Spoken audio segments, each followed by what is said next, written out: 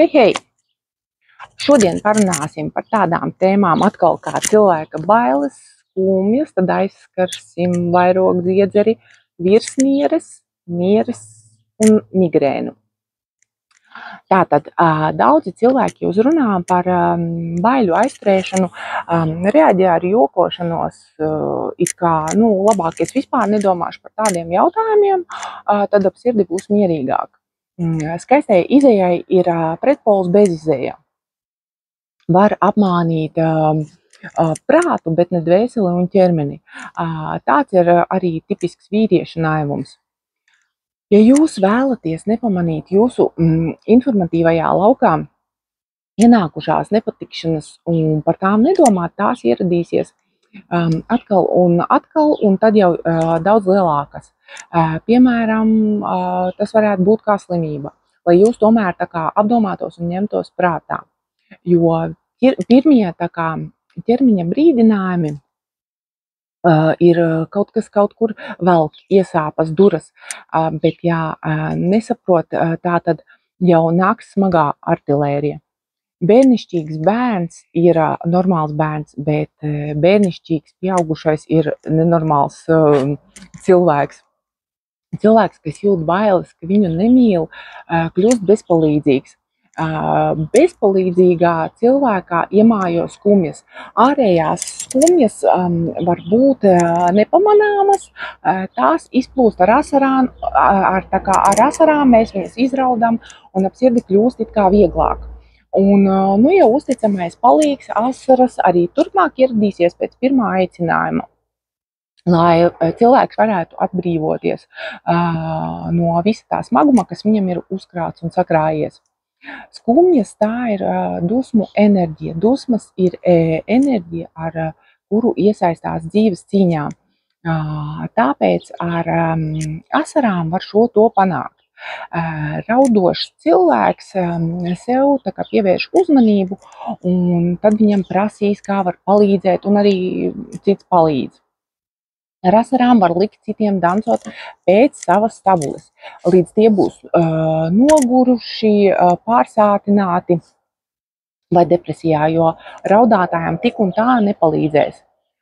Cilvēki, kas krīt depresijā svešu asaru dēļ, nopelna sev infekcijas slimību, kuras uzdevums ir sadedzināt depresijas enerģiju.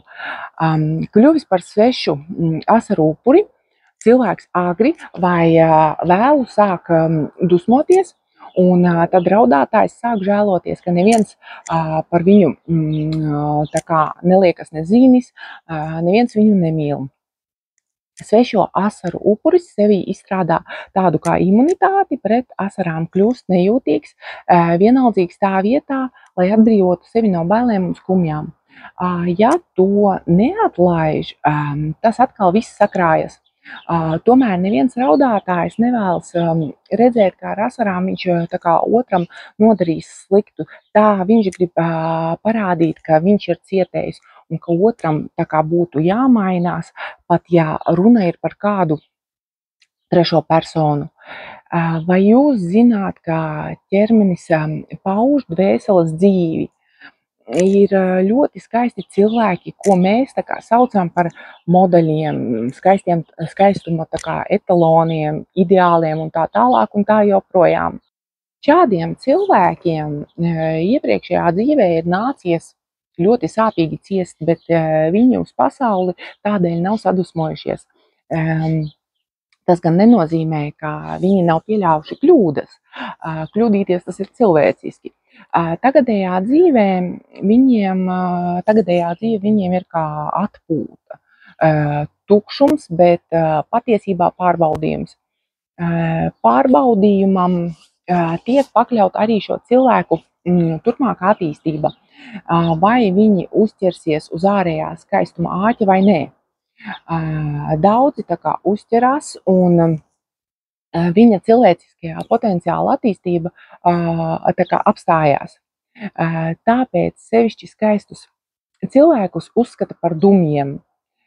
Skaistumu iedala tādā kā lelles smukumā un apgarotā skaistumā. Apgarotība ir tā teikt ideāls, tāpēc arvien vairāk tiek uzsvērts īpaši apgarots skaistums. Arī tad, ja neviens no skatītājiem to nesaskata. Kas kļūst par reklāmas upuri, tas mācās caur ziedošanos. Varam strīdēties, teiksim, attiecībā uz vērtējumu, kas vienam ir skaists, tas citam tā kā nebūs tik skaists, jā. Bet skaisto ļaužu vidū laikam gan nevarētu sastapt cilvēku, kurš neizmanto sava ķermeņa skaistumu sava mērķa sasniegšanai. Tas gan nenozīmē, ka skaists cilvēks tā arī paliks šajā līmenī un teiks nē dvēseles pārveidošanai. Ārēji nepārāk glīti cilvēki parasti ir tādi darba rūti, ja, kuriem var uzticēties, jo viņi paļaujas uz savām tā kā zināšanām un prasmēm. Un ja vēl viņi sāk novērtēt savu ķermeni, diemžēl uzķērušies uz ārējā skaistuma absolutizācijas āķa, viņi ir spiesti ciest nepilnvērtības kompleksa dēļ, līdz pie viņiem tā kā atnāk dzīves izpratne un savas vietas tā kā apzināšanās. Tālāk parunāsim par vairogdziedzeri. Tas ir saskarsmes orgāns mīlestības apgūšanai bez nosacījumiem.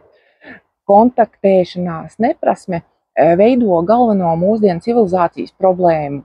Saskarsmes prasme ir dzīvot prasme. Vairogdziedzeris sastāv no divām daivām un tā kā sašaurinājumu. Kreisā daiva atspoguļo prasmi kontaktēties ar vīriešu dzimumu, bet labā daiva prasmi kontaktēties ar sieviešu dzimumu.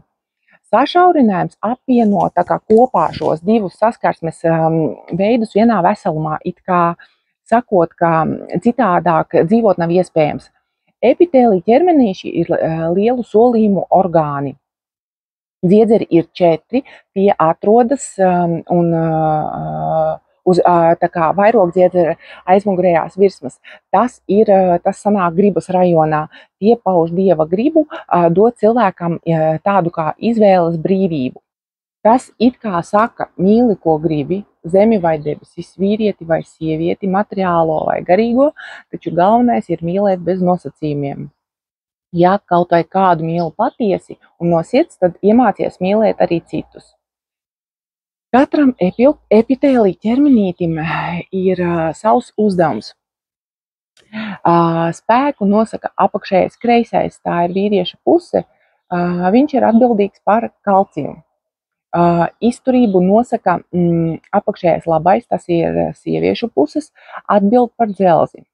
Saprātīgumu nosaka augšējais kreisais, atkal vīriešu puse, atbild par fosforu, un elastīgumu nosaka augšējais labais, tā ir atkal sieviešu puse, un tas atbild par selēnu. Droši vien arī bez vārdiem ir skaidrs, ka dzīvības saglabāšanas daba nepaceļ vīrieti augstāk par sievieti un sievieti augstāk par vīrieti, bet rāda, cik tie abi ir nozīmīgi vienota veseluma veidošanā. Epitēlī ķermenīši no medicīniskām viedokļa regulē kalcija apmaiņu organismā. Kā redzat, cilvēka kaulu stāvokli nosaka ne tikai kalcijs kā spēks, bet arī dzelzs kā izturība, fosfors kā saprātīgums un selēns kā elastība. Virsnieres ir pašcieņas orgāns. Pašcieņa nozīmē drosmi, ticēt savai iekšējai tā kā sirdsgudrībai un attīstībai, audzējot šo sirdsgudrību lielumā. Pašcieņa ir saprātīguma izpausme. Virsnieres ir gluži kā cepurītes uz nieru galviņām, cieņa zīme gan pret vīriešu, gan sieviešu saprātīgumu, tātad arī sadzīves gudrību. Tālāk ir nieres. Tās ir dzīves mācības orgāni. Dzīve virzās uz priekšu tikai pateicoties tam, ka cilvēks nemitīgi mācās. Bet ja nemācās, tad atstāja šo pasauli, lai atpūstos. Cilvēka kreisā niere atrodas augstāk nekā labā, un medicīniski to skaidro tā, ka akna balstās uz labo nieri. Garīgā līmenī tas nozīmē, ka sievietes jūt lielāku baiļu jūgu nekā vīrieši. Bailīgā cilvēka virzītājspēks ir ciešanas. Tas ir attīstījis sieviešu jūtīgumu, apeltot sievietes ar lielām tādām slēptām iespējām, tomēr bailīgās sievietes to neapzinās, lai gan savas privilēģijas izmanto.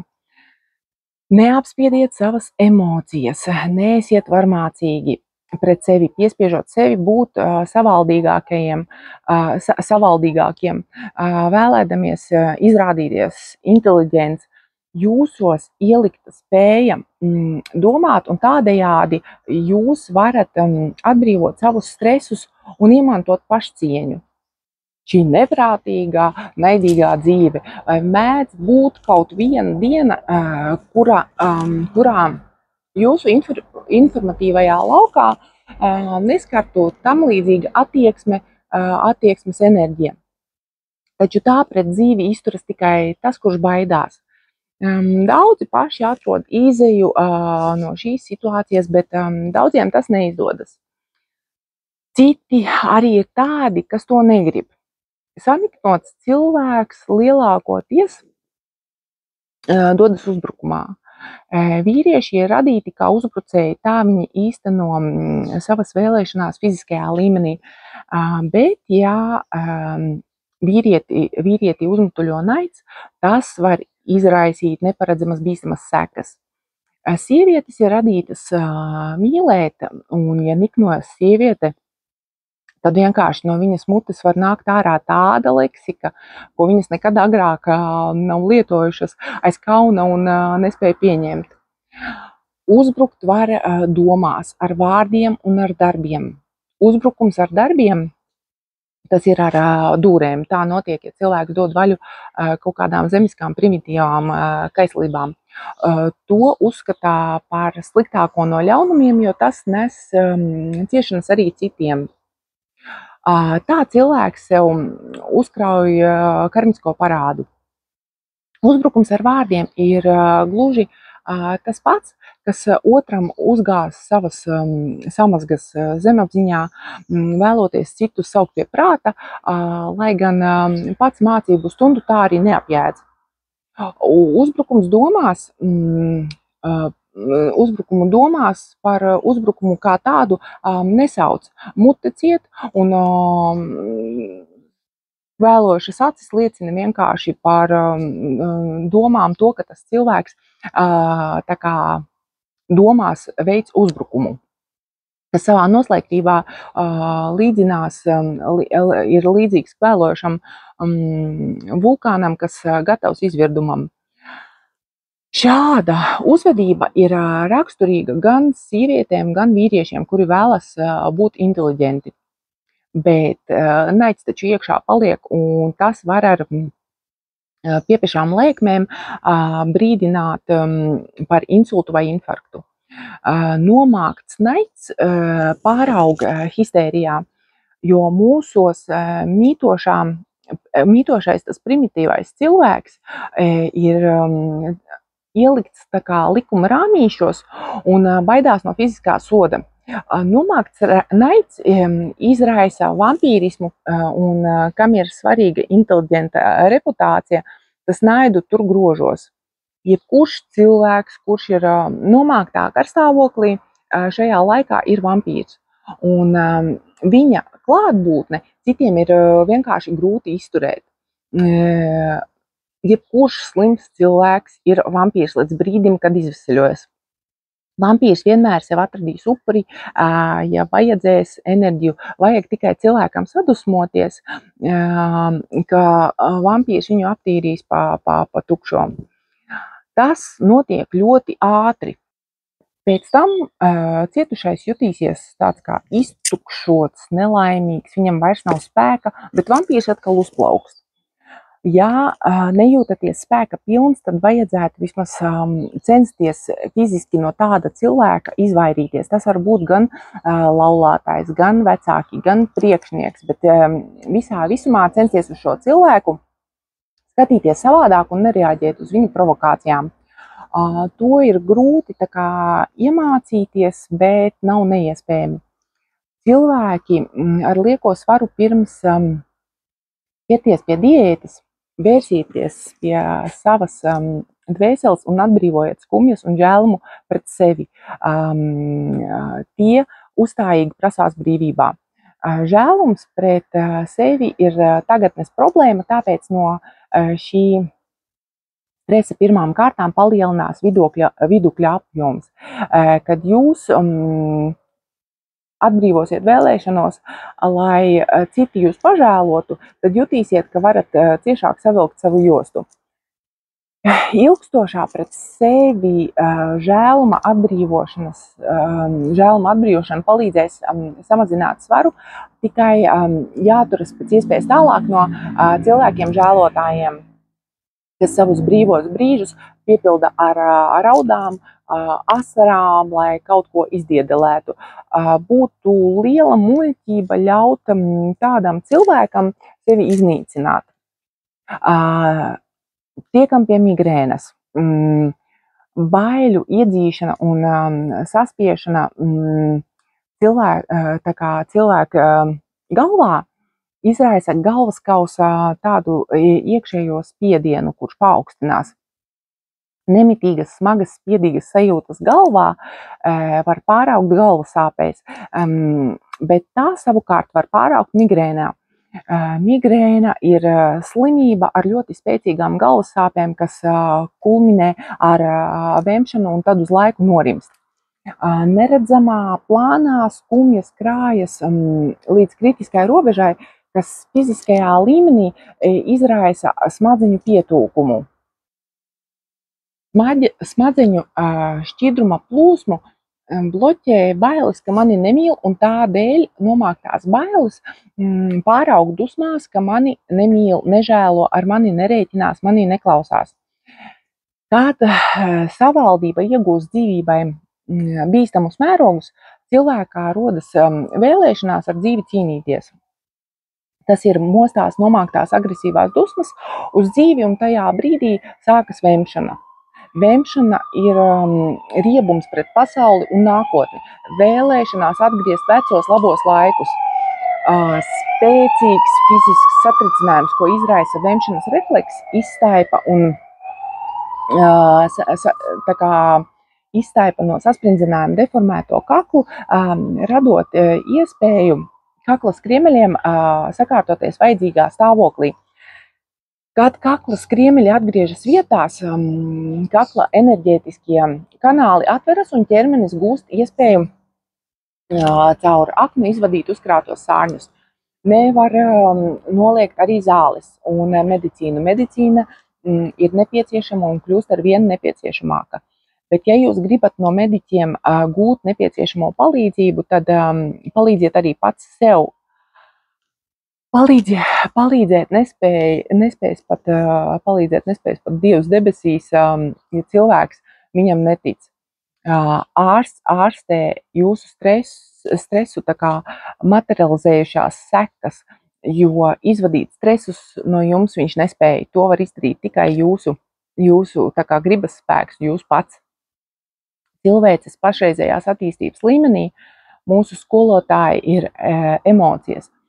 Pozitīvās emocijas iemieso sevī jau apgūtās sirdsgudrības, negatīvās sirdsgudrības, kas pagaidām nav apgūta.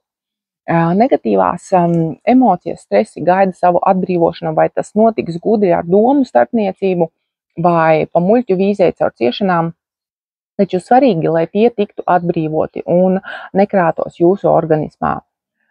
Tā kā turpinam strādāt ar sevi. Paldies par skatīšanos, līdz nākamajai reizei!